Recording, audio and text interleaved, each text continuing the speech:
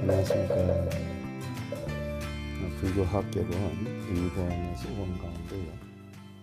제 2권 88페이지 오늘은 불자의 마음가짐에 대해서 살펴보는데요. 본론으로 들어가기 전에 우리가 개송 하나 살펴보도록 하겠습니다. 합장들 하시고요. 휘약이 외인 지는 악중의 유효설로 위선이급인지는 선처의 즉시 악근이니라나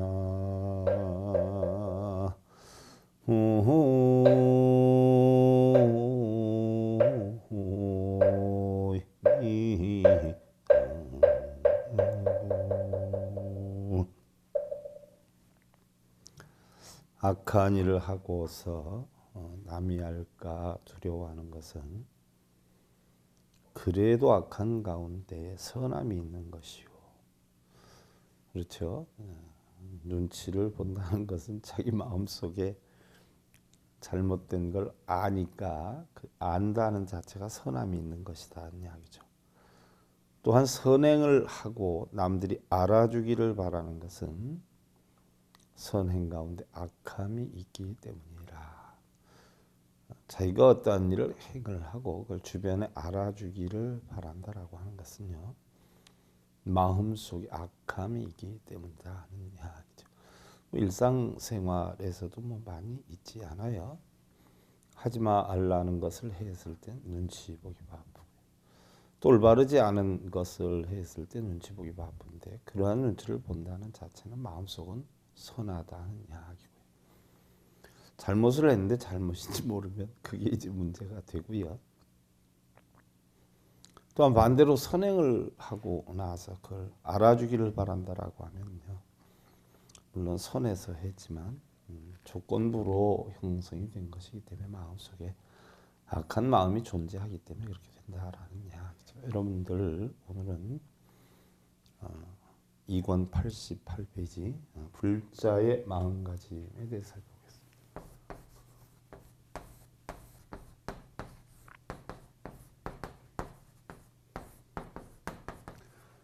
자, 불자의 마음가짐을 어떻게 가져야 되냐? 우리는 스스로의 이익을 위해서 먼저 이웃에게 베풀음을 주는, 이로움을 주는 자리이타를 완성시켜야 된다. 그 자리이타를 완성시키는 것이 이웃에 대해 한량없는 자비이사 사무량심의 마음을 지녀야 된다라고 하는 건데, 관세음보살님이 오니 개공한 이치를 깨달아서 일체 고통백난을 건넜다라고 했는데, 우리 일반적으로 관세음보살님을 대자대비보살이라고 해요. 바로 자비이사 사무량심이 굉장히 크게 작용이 되는 분이다. 중생들을 위한 자비이사의 마음이 굉장히 커서 대자대비하시다 하는 것은 자비이사의 마음가짐이 크다라고 했을 때 우리가 대자대비다 이렇게 표현을 하죠. 그래서 우리가 불자의 마음가짐은 사무량심이다라고 하는데요, 사무량심이다라고 하는 것은 바로 첫째는 자무량심이에요. 한량 없이 마음이 어떻게 돼요? 자애롭다. 자무량심이라고 해요. 한량 없이 자애로운 마음이다.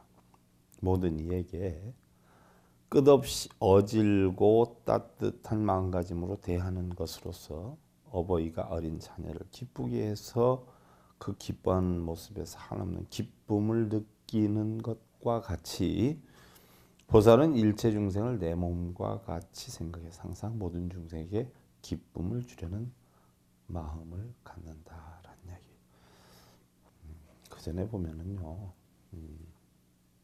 먹고 살기가 참 힘이 들었어요. 그래서 밥 세 끼만 먹여준다라고 하면 남의 집 가서 일하는 분들도 많았고요. 농촌에서 무작정 서울로 상경해서 밥 세 끼만 먹으면서 일해주는 사람도 많았어요. 또 홀어머니가 자식을 키우는 데 있어서도요, 돈 버는 일이 쉽지 않아서 남의 집에 가서 품을 팔아가지고 음식을 얻어다 자식을 먹이는 그런 입장의 경우도 있었지요. 심지어 자식을 먹이고 키울 수가 없어서 갖다 버리기도 하고 남의 집에 양자나 양녀로 주는 경우도 많고, 또한 그때에 절에다가 출가를 시키는 경우도 사실 적지 않았죠. 이때 어머니가 나가서 일을 하고 품을 팔아서 부잣집에서 일을 하고 음식을 얻어와요. 이랬을 때에 자식에게 준단 말이죠. 그러면 그걸 갖다가 어머니가 당신이 먹으면 자식이 먹을 수가 없을 것 같아서 엄마는 그 집에서 잔뜩 먹고 왔으니까 너만 먹으면 돼. 만찬에도 먹어. 굉장히 뭐 거짓말이거든요. 그런데 자식이 그것을 믿고 어떻게 됐든 어머니가 갖다 준 음식에 대해서 고마히 생각하면서 먹으면 자식도 감사한 마음이 들겠지만 그 어머니의 마음이 얼마나 뿌듯해요. 그죠? 그러한 마음을 우리는 자무량심이다 이렇게 표현하는 거예요. 한량 없이 베푸는 마음. 이게 자무량심이다. 그 다음에 두 번째가 비무량심이에요.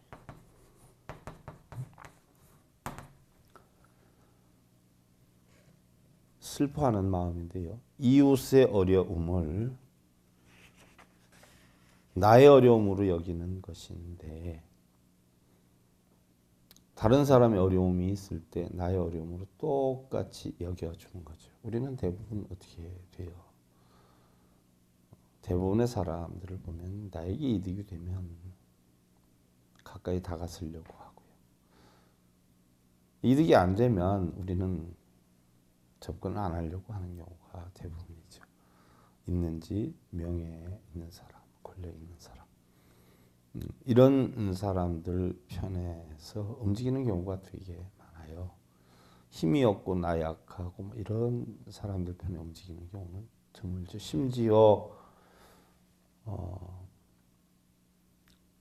자식들 가운데서도요. 어떤 자식은 뭐 사법시험에 패스를 해서 명절 때 오고, 어떤 자식은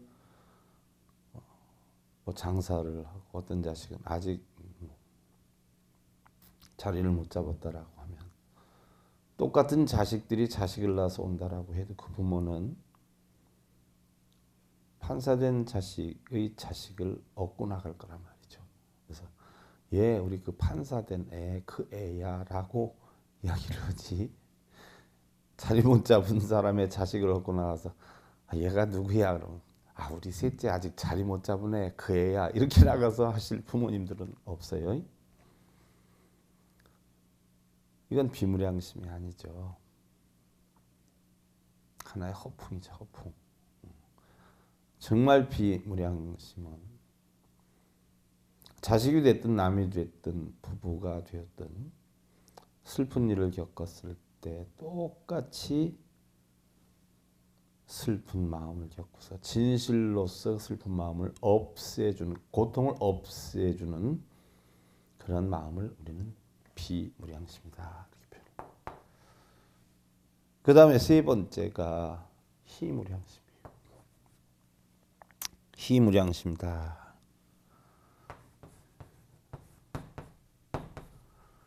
희무량심은 기뻐하는 마음이에요. 이웃이나 주변의 기쁜 일을 사심 없이 기뻐해 주는 마음. 뭐 예를 들어서 쉬운 일은 아니에요. 여러분들 뭐 형제 간에도요. 동생이 자랑하려고 언니한테 전화해서 언니, 우리네 요번 그동안 돈 벌어가지고 그래서 땅을 좀 샀어 한단 말이에요. 뭐 너무 좋겠다 야. 너무 좋겠다 야. 너희 신랑 고생했다. 너도 고생했어. 정말 수고했다. 그럼 그걸 사심 없이 축하해 주는 게 아니라 그런 얘기하는 언니라고 하는 사람 마음이 왠지 모르게 속에서 뻐근함이 생겨요. 이들 배 아픔이라 그러죠. 그게 그날 오후에 되면 신랑이 퇴근하면 괜히 신랑이 작아 보이고 원수로 보이기 시작하는 거예요. 동생은 벌써 땅을 샀다는데 저 사람은 여태 뭐를 하고 있는 게요. 우리는 뭐요? 도대체 뭐 하는 사람이요? 그래서 원망심이 생겨요. 이건 기쁨을 똑같이 나눠주는 게 아니라 사실은 배합하는 거예요. 그래서 옛날 속담에 여러분들 나가 갑자기 배가 아파 그럼 뭐라 그래? 왜 사돈이 땅이라도 샀어? 이런단 말이죠. 우리 사람으로서 쉬운 일 아니에요. 심지어 형제뿐만이 아니라 가장 측근에 있는 사람이 예를 들어서 좋은 일을 겪었다라고 하더라도 그것을 진심으로 축하해 주기는 쉬운 일이 아니다. 그러나 우리 불자들은 어떠한 일이 있어도 본인이 겪는 만큼의 똑같은 기쁨을 느껴야 된다는 이야기죠. 바로 너와 나는 둘이 아니다. 우리가 돌고 돌다 보면 결국 다 동체 대비 하나다. 이 질을 터득해야 된다는 얘기. 그 다음에 네 번째로 사무량심. 버릴 사자를 쓰죠. 버릴 사자. 평등한 마음이죠. 예를 들어서 여러분들 지장보살이요. 땅지자 장엄할 장자 쓰지 않아요. 땅이 장엄한 모든 것을 장엄한 그런 이치를 터득한 보살이라고 해서 지장보살이다라고 하는데요. 일단 땅은 어떻게 돼요? 자기에게 더러운 것을 던지든 깨끗한 것을 던지든 기쁘고 슬퍼함이 없어요. 이것이 결국은 평등심인데 그 평등한 마음을 만들려고 하면 어떻게 돼요? 마음속에 선악과 좋고 나쁨이 없어져야 되죠. 나라고 하는 마음이 존재를 하게 되다 보면 어떻게 돼요? 나의 이득이 형성되는 여건에는 잘했다, 훌륭해 하는데 나의 손해가 형성되는 듯 싶으면 야, 너 생각 잘못한 거 아니냐? 이렇게 얘기를 할 수가 있어요. 그러니까 이득도 손해도 좋고 나쁨도 아무것도 없는 평등심, 일여평등한 마음, 어디에 얽매이는 바가 없고 어디에 집착하는 바가 없는 공정한 마음가짐. 모든 중생이 나한테 이득을 준다라고 해서 좋게 보고 나한테 손해를 준다라고 해서 나쁘게 보는 게 아니라 일여평등한 똑같은 여건에서 보는 관점. 예를 하나 들어서 제가 그전에도 한번 얘기를 했지만요. 강아지 밥을 주다 보면은요, 절에서 키우는 이 녀석들이 좀 넉넉하게 먹어라 라고 해서 주다 보면 남겨요. 남기면 누가 와서 먹냐면 산까치들이 엄청 와서 먹어요. 산까치들이 뭐 한 몇십 마리가 그냥 구구구구 난리 되면 강아지가 밥을 남긴 거예요. 그러면 그 소리도 소리지만 나와서 보면 강아지 밥을 다 먹으니까 어떻게 돼요? 제가 쫓아낸단 말이에요. 가라고. 그러면 또 잠시 있다 다시 날아와서 또 죄 먹어요. 어느 순간에 제가 깜짝 놀랐어요. 제 편견심 때문에. 만약에 내가 까치를 키우고 남의 집 개가 왔다라고 했을 때 까치를 위주로 주고 남의 집 개가 와서 먹으면 못 먹게 할 거 아니에요. 나와 남을 구분하는 마음 자체가 평등심이 아니거든요. 깜짝 놀랐어요. 냉정히 보면 어떻게 보면 강아지도 지금 내가 키우니까 내 강아지다라는 생각에서 그런 건데 나와 남이 없을 때 까치도 강아지도 바로 우리 식구다라고 했을 때 내가 편견심으로 못 먹게 하지는 않았을 거예요. 그 뒤로부터는 제가 관여를 안 해요. 먹든 말든. 아니요. 나아가서는 이 녀석들이 오면 좀 내가 먹이라도 줘야 되겠구나 하는 생각을 갖게 되죠. 사람이 우리 기쁨이라는 건요. 남에게 얻어서 얻는 기쁨이 있고요. 남에게 배려해줘서 생기는 기쁨이 있어요. 겪어보니까요.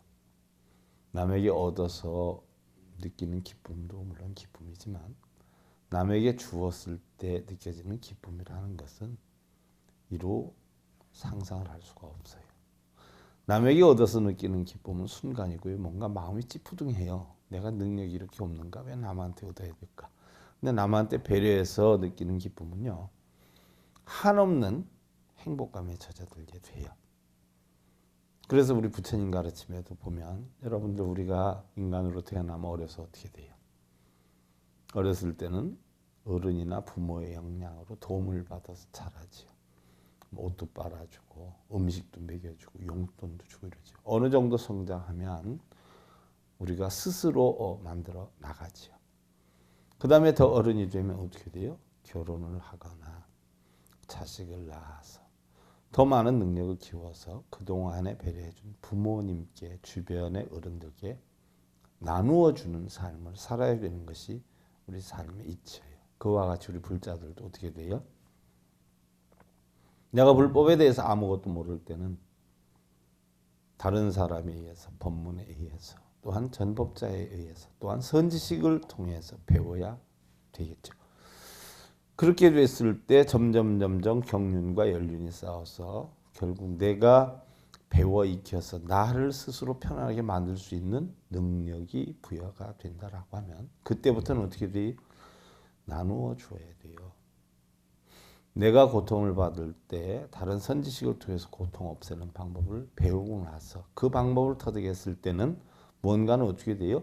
그 방법을 모르는 그런 어떤 여건의 사람들에게 나누어 주어야 되죠. 바로 이것을 우리는 뭐라 그러냐? 사무량심이라고 해요. 버릴사, 베풀사, 사무량심. 결국은 자비로서 친함과 원수의 구별이 없어야 되고 평등심으로 일관해서 자신의 이기와 아집의 무명을 버리고 자기가 할 줄 아는 게 있고 고통을 벗어날 수 있는 방법을 깨달았을 때 그 깨달음을 남한테 전해 주는 것이 버릴사, 베풀, 사무량심. 자, 우리가 예불 예경 시간에도 배웠어요. 오분양례를 하는데 계정의 해탈 직연양을 한다라고 했어요. 그때 부처님의 84,000 법문이나 부처님이 45년 동안 중생들을 위해서 가르침을 준 모든 내용이 거기에다 함축이 되어 있다라고 했어요. 그래서 계정해다라고 하는 것은 사막인데 결국은 뭐예요? 탐진치를 없애는 방법을 우리가 수행하는 걸 계정해다라고 하는데 계정해를 닦는 것을 우리는 닦는다라고 탐진치의 번뇌를 끊는 것을 우리는 끊는다라고 했어요. 탐진치를 계정해로 끊어가지고 내 마음이 편해질 때 우리는 바로 뭐라고 했어요? 해탈이라고 했어요. 해탈. 그럼 해탈이 됐다라고 하면 해탈의 영향을 혼자 누려서 해야 되겠냐? 내가 평안하고 행복한 삶의 방법을 터득했으면 이 해탈의 법을 어떻게 돼요? 다른 사람한테 전해줘야 된다. 이것이 바로 해탈 직연이다. 그래서 우리가 절에서 제일 먼저 하는 예불 가운데 5분 향례도 닭에 끝나고 5분 향례. 닭에는 먼저 나누어 주는 것이고 5분 향례는 자기가 인간의 향기를 내겠다라고 하는 뜻이 담겨 있다라고 했는데 어떤 인간의 향기냐? 탐진치를 끊는 계향, 정향, 회향의 향기를 내고 편안함을 우리가 고통을 없애는 방법을 터득한 열반의 향기인 해탈향을 내고 이러한 해탈 열반의 향기를 남한테 전해주는 해탈 직연의 향기를 내야 된다라고 했는데 결국 자비이사 사무량심도 글자는 다르지만 내용은 비슷해요. 다른 사람들에게 한없이 베풀어 주는 것이고 비희는 다른 사람들이 슬픔을 겪을 때 기쁨을 겪었을 때 똑같이 나의 일과 같이 느끼겠다. 자, 부처님께서 열반을 증득하셨어요. 열반이다라고 하는 것은 우리가 니르바나라고 하는데 니르바나다라고 하는 것은 결국 탐욕이다 하고 성냄이다 하고 어리석음이 다해서 더 이상 할 것이 없는 공하이치를 터득한 상태를 우리는 니르바나다 이렇게 표현을 해요. 자, 부처님이 이런 니르바나를 성취를 해서 결국은 공한이치를 가져서 애증, 애욕, 소유욕이 없다라고 했어요. 애증, 애욕, 소유욕. 자, 애증, 애욕, 소유욕이 있다라고 하면 거기에는 바로 뭐예요? 나가 있다는 얘기예요. 나가 있어서 내 뜻대로 만들고 내 뜻대로 욕심을 챙기고 내가 소유해야 되겠다 하는 나가 있기 때문에 애증, 애욕, 소유욕이 형성이 되는데 세상의 모든 것은 내 것이 아니다라는 이치를 알았기 때문에 애증, 애욕, 소유욕이 없게 됐죠. 애증, 애욕, 소유욕이 없이 중생들에게 똑같이 비희, 바로 똑같이 슬퍼하고 기뻐하는 마음을 알았기 때문에 바로 부처님이 여기에서 터득한 깨달음이 바로 뭐예요? 처음에 내란자랑면에서 사산삼통을 얻은 것이 세상의 모든 것은 인과응보에 의해서 이루어진다 하는 바로 천안통이요. 모든 우리의 노병사의 고통을 알고 보니까 문명에서 온다라고 하는 숙명통이요. 그럼 이 문명이라 하는 것은 지혜로 깨트려야 된다는 누진통이요. 지혜로 깨트려서 오온이 공한이치를 다 터득하다 보니까 애증, 애욕, 소욕이 다 없어져서 결국 남의 이야기를 사심없이 들어줄 수 있는 천이통이 생겼고, 남의 마음을 아무런 나의 이득 손해 없이 들어줄 수 있는 타심통이 생겼고, 이게 바로 자비희예요. 자비희. 자, 이랬을 때에 진정으로 그 사람이 고통을 받지 않는 방법을 아무 사심 없이 전해줘서 그 사람이 그 마음을 만족하는 마음을 지닐 수 있을 때 나의 만족을 느꼈던 마음심, 정신신, 그 만족할 쪽도 신족통 해서 부처님은 육신통을 했다라는 얘기. 그것이 바로 뭐냐? 자비이사 사무량심과 같은 것이죠. 그래서 부처님은 이러한 마음으로 베풀었기 때문에 우리 불자는 부처님과 같이 사무량심의 마음가짐을 지녀야 된다는 이야기예요. 부처님께서 옛날에 정사에 계실 때 목련존자가 묻지요. 목련존자는 신통력을 깨달았다. 바로 부처님이 했던 눈기 고요 몸뜻을 다스릴 줄 아는 지혜를 터득해서 신통력을 제일 잘했다라고 했는데, 목련존자가 부처님께 여쭈어요. 부처님이요, 부처님의 성스러운 가르침 안에서 법다이 행동하고 최상의 가르침을 받은 이들은 모두 청정의 지혜를 얻어 반드시 해탈을 하나이까 하고 물어요. 자, 지금 절에 다니는 사람들이 각 종 다니고 각 사찰이고 전국이 엄청 많아요. 전부 그럼 부처님의 가르침을 배운다라고 다녀요. 그럼 그 부처님의 가르침을 배운다라고 하는 불자들이 전부 깨달음을 얻겠느냐 하는 이야기예요. 그 얘기를 물어요. 부처님의 가르침을 똑같이 배우는데 부처님의 가르침을 배우는 사람들이 다 청정한 지혜를 얻어서 해탈을 합니까? 하고 물으니까 부처님께서는 목련이요, 어떤 이는 얻기도 하지만 어떤 이는 얻지 못하기도 하나니라. 그러자 목련이 부처님이시여, 왜 똑같은 가르침을 받으면서도 누구는 얻고 누구는 얻지 못합니까? 물어요. 여러분들 절에 어떤 분들은 30년 40년 다녀도 지금까지도 믿습니다 하고 빌고 기도하고 촛불 켜고 이런 사람이 있는가 하면, 저한테 와서 공부한 사람 6개월 1년뿐이 공부를 안 했는데 30년 40년 절에 다닌 사람보다 더 많은 깨달음을 얻은 사람들이 많아요. 왜 차이가 있겠냐? 왜?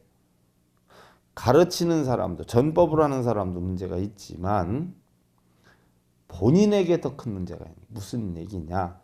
바른 가르침을 가르치고 안 가르치냐에도 문제가 있지만 본인이 올바른 부처님법을 배워서 익혀야 되겠느냐 아니면 빌어야 되겠느냐라고 하는 생각, 의지에 따라서 달라질 수 있다. 이때 목건년이요, 부처님께서 얘기해요. 만일 어떤 한 무리의 사람들이 마가다국의 임금을 보기 위해서 왕사성으로 가는데 그대에게 길을 물어서 그대가 바른 길을 가르쳐 주었다. 그런데 그 가운데 부지런한 자, 게으른 자, 바른 길로 가는 자, 자기의 생각대로 가는 자가 있어서 빨리 가거나 늦게 가거나 혹여 가지 않는 자가 있거나 이렇다면 그것들이 전부 그대의 책임이겠느냐. 이때 먹는 자가 아닙니다. 부처님이시여. 저는 그 길을 가르쳐 준 것으로서 저의 일을 다한 것이고 그들의 가고 안 가고 하는 결과와 저는 무관한 것입니다. 그러자 부처님께서는 목련이요, 나 역시도 해탈을 말하고 해탈에 이르는 길을 말하고 수행자들이 인도자가 되어주긴 하지만 그들 가운데 해탈을 얻는 자도 있고 얻지 못하는 자도 있는 것은 그 모두가 각자의 나름에 의할 뿐 나와는 전혀 무관하여서 나의 책임이 아닐지어다라고 했어요. 부처님께서 내가 의사로서 아픈 환자를 고쳐주지만 치료를 받고 안 받고 하는 건 내 책임이 아니다. 내가 지팡이로서 중생들에게 바른 길을 인도를 하지만 오고 안 오고는 내 책임이 아니다라고 했어요. 자, 절에 30년, 40년을 다니고 또 부처님 가르침을 배운다라고 해도 바른 가르침을 배우지 못하는 사람들은 300년, 400년을 다녀도 올바른 깨우침을 못 얻는 것이고 1년을 다니든 2년을 다니든 6개월을 다녀도 부처님의 바른 법을 배운 사람들은 바른 가르침을 깨우칠 수 있는 것은 배우고자 하는 사람이 내가 어디에서 가르침을 배워야 되겠다, 바른 법을 배워야 되겠다, 아니면 난 빌고 다녀야 되겠다는 의지 때문에 못하는 것이기 때문에 그건 부처님의 책임도 전법자의 책임도 아니라 바로 자신의 책임이다. 우리는 전부 자신의 인생을 누가 만들어요? 자신이 스스로 만드는 원인에 따라서 결과가 달라지는 것이지 누구에게 빌거나 매달리고 부탁해서 되는 것이 아니라는 것을 잘 알아서 스스로 행복을 얻는 복된 씨앗을 심어야 한다라고 부처님은 가르쳐 주셨어요. 부처님께서 무량의 경에서 하신 말씀이 있죠. 설령 중생들이 따라오지 않는다라고 해서 전법자가 그 사람이 밉다, 내 말 안 듣는다라고 해서 전혀 가르침마저 주지 않으면 안 된다라고 했어요. 가르침을 주는 거는 전법자의 도리고 의무고 배우고 안 배우고는 뭐예요? 중생들의 역량이라는 이야기. 그래서 무량의 경에 10공덕품에 보면 발심을 못한 자, 아직 내가 깨달아야 되겠다는 발심을 못한 자에게는 부처님이 보리심을 가르쳐 주어라. 깨닫는 마음을 가르쳐 주어라. 살생하는 자에게는 바로 뭐예요? 대비심을 가르쳐 주어라. 그 다음에 세 번째로 질투하는 자에게는 인연 따라 여건 따라 기뻐하는 마음인 수희심을 가르쳐 주어라. 애착하는 사람에게는 내 것으로 만들려고 하지 않아요. 버릴 사자 사무량심의 사심을 가르쳐 주어라. 아끼고 탐하는 자 보시하는 보시심을 가르쳐 주어라. 그 다음에 교만한 자 계율을 지키는 지계심을 가르쳐 주어라. 무엇이 올바른 삶인가 하는 것을 바르게 가르쳐 주어라. 성내는 자 인욕하는 마음을 가르쳐 주어라. 게으른 자 정진하는 마음을 가르쳐 주라. 정진심. 산란한 자 마음이 산란하니까 마음을 안정시키는 선정심을 가르쳐 주어라. 또 어리석은 자 지혜를 깨치울 수 있는 지혜심을 가르쳐 주어라. 그 다음에 제도되지 않은 자 제도되지 않는 자는 제도하는 마음을 가르쳐 주어라. 그 다음에 시박자 10가지 악을 짓는 자는 10가지 선을 짓는 마음을 가르쳐 주어라. 십선심을 가르쳐 주어라. 유의자 자신의 역량대로 살려고 하는 자들 바로 무의심을 가르쳐 주어라. 아무것도 없는 공안이 친 무의심을 가르쳐 주어라. 그 다음에 물러나는 자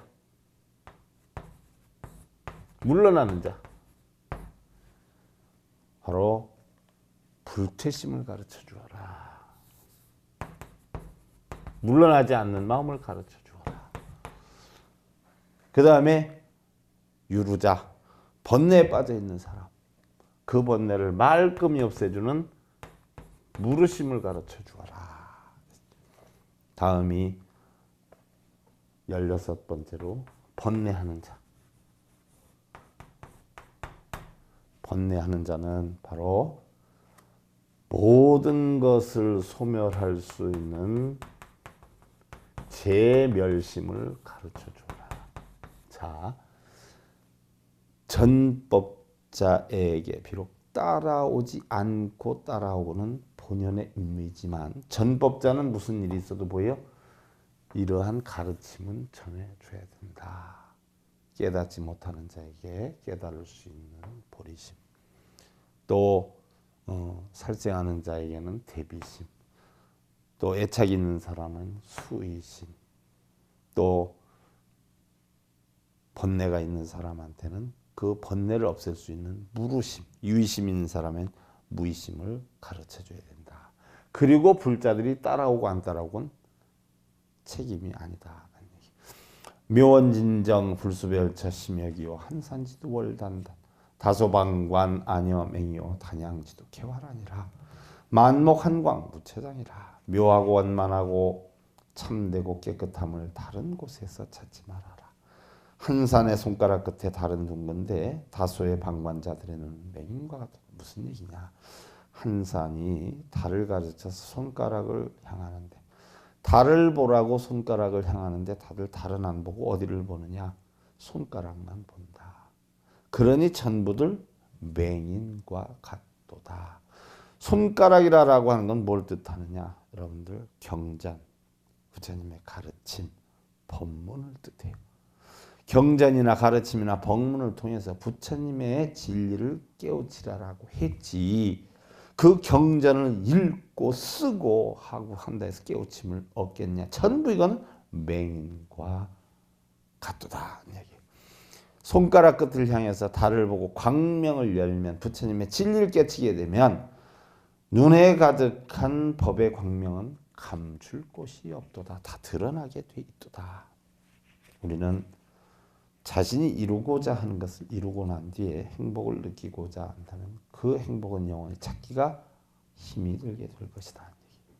우리는 죽는 그 순간에도 무언가는 여전히 처리해야 할 바쁜 일들이 있고 미처 끝내지 못한 일들이 있다. 그것으로 인한 걱정과 근심, 결국 우리의 마음을 불편하게 할 것이다. 항상 세상은 변해가는 것이요. 내일 아침의 상황이 오늘과 같을 것이라는 생각은 잘못된 판단일 수 있고 우리는 인생에서 한 번도 동일한 순간을 접하지 못해요.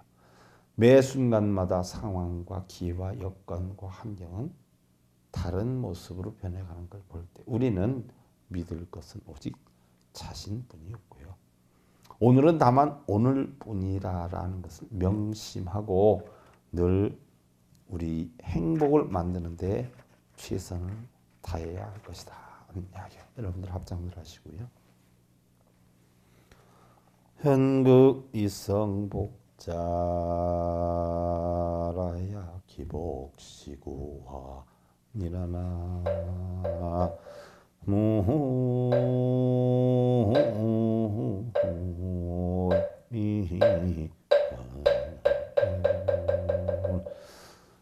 연마한 끝에 얻은 행복이라야 그 행복이 오래간다. 고생 끝에 노력 끝에 이룬 성공이라야 오래간다. 부모에게 물려받거나 홍수방구로 저절로 생기거나 복권을 탔거나 험악함을 줘가지고 내 뜻대로 만든다고 해서 그것이 오래가는 것은 아니다. 인연에 따라서 여건에 따라서 갖은 시련 끝에 만들어진 행복이 우리는 무너지지 않는 오래 지속되는 행복으로 만들어갈 수 있다. 여러분들 그런 행복 누리시길 기원드리면서요. 불교화학개론 2권 제54회차 서길봉이었습니다. 감사드립니다. 선물하십시오.